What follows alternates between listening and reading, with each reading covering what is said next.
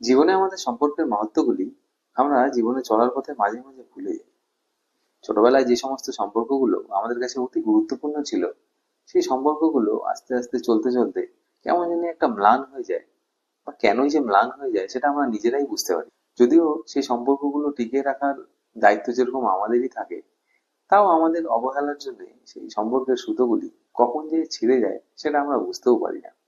একটা ছোট্ট গল্পের মাধ্যমে আপনাদের এই সম্পর্কের প্রয়োজনীয়তা একটু করে বুঝাই, শুনবেন। এক গ্রামে একটি বিশাল বড় আম গাছ ছিল।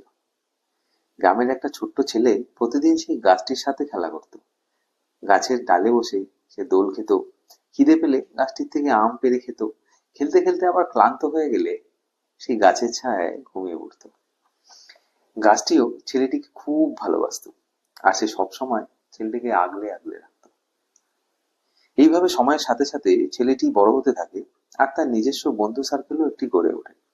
আস্তে আস্তে গাছটির সাথে দূরত্ব তার একটু একটু একটু করে বাড়তে থাকে। এখন সে আর গাছটির কাছে আসে না, তার নিজের জগৎ নিয়ে সে বড্ড ব্যস্ত থাকে।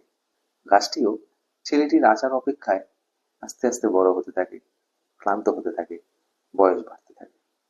হঠাৎ অনেক বছর পরে ছেলেটি গাছটির কাছে ফিরে আসে। ছেলেটিকে দেখে গাছটি প্রচন্ড খুশি হয়ে বলে, তুমি চলে এসেছো, চলো আমরা আবার একসাথে খেলাধুলো করি, আমাদের আবার পুরোনো দিনগুলির কথা মনে করি। শুনে ছেলেটি বলল, না, আমি এখন বড় হয়ে গেছি, আমার আর এখন সেই খেলাধুলো করার বয়স নেই, বা সময় বা ইচ্ছে অ্যাকচুয়ালি কোনোটাই নেই আমার। আমার এখন অনেক অনেক টাকার দরকার। এই বলে সে গাছটির তলায় বসে পড়ে। গাছটি বুঝতে পারে ছেলেটির মন খুবই খারাপ, তাই সে তখন ছেলেটিকে বলে, তুমি মন খারাপ করো না, এক কাজ করো, তুমি আমার সমস্ত আম পেড়ে নিয়ে যাও এবং বাজারে সেটা বিক্রি করে টাকা আয় করে নিয়ে আসো। এই বলেই সে তার সমস্ত আম ছেলেটির সামনে রেখে দেয়। ছেলেটিও সব আম নিয়ে তৎক্ষণাৎ শহরে চলে যায়। এরপর আরো অনেক কটি বছর পার হওয়ার পরে ছেলেটি আবার আম গাছের কাছে ফিরে আসে এবং বলে, দেখো, আমাকে আমার পরিবারের জন্য নতুন বাড়ি বানাতে হবে, তুমি আমাকে কাঠ জোগাড় করতে একটু সাহায্য করো, আমাকে যেখান থেকে পারো তুমি কাঠ জোগাড় করে দাও। ছেলেটির কথা শুনে আম গাছটি একটু মনে দুঃখ পায়, কিন্তু তারপরে নিজেকে সামলে বলে, ঠিক আছে, তুমি আমার সমস্ত ডালপালা কেটে নিয়ে যাও, আর এটা দিয়ে তুমি সুন্দর একটা বাড়ি বানিয়ে নিও। ছেলেটি সাথে সাথে গাছটির সমস্ত ডালপালা কেটে শহরে নিয়ে চলে যায়। গাছটিও মনের দুঃখে ছেলেটির যাওয়া পথের দিকে শূন্য চোখে তাকিয়ে থাকে। অনেক বছর পর ছেলেটি আবার গাছটির কাছে ফিরে আসে। এখন সে বৃদ্ধ, খুবই ক্লান্ত, জীবনের শেষ দোরগোড়ায় এসে সে দাঁড়িয়ে। ছেলেটি গাছটিকে বলে, শোনো, আজ আমি খুবই ক্লান্ত। গাছ বলে, আজ আমার কাছে তোমাকে দেওয়ার মতো সত্যি কিছুই নেই, আমি এখন শুধুই একটা পুরনো গুড়ি। এসো বসো, আমার কাছে বসে বিশ্রাম নাও।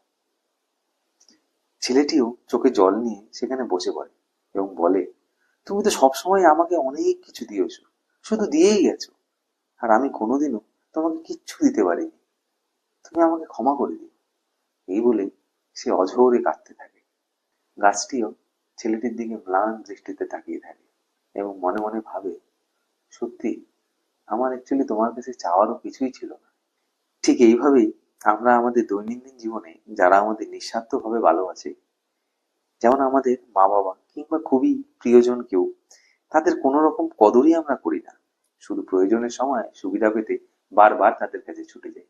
কিন্তু তারা তাদের জীবনের সমস্তটা দিয়ে আমাদের যে কতটা ভালোবাসে, আমাদের সবসময় আগলে রাখে, তা আমরা বুঝতেই পারি না। এই আম গাছটি ঠিক আমাদের জীবনে আমাদের মা বাবার মতো। তারা যেমন নিঃস্বার্থভাবে আমাদের সারা জীবন ভালোবেসে যায়, ঠিক তেমনি আমাদের কাছে তাদের চাহিদারও কিচ্ছু থাকে না।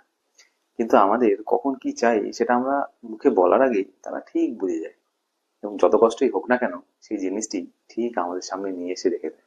গল্পটি ভালো লাগলে চ্যানেলটিকে অবশ্যই সাবস্ক্রাইব করুন, ভিডিওটি লাইক করুন, শেয়ার করুন। এরকম আরো নতুন নতুন গল্প নিয়ে, যেটা আমাদের জীবনে একদম অপরিহার্য, আসছি আবার নেক্সট ভিডিওতে। নমস্কার।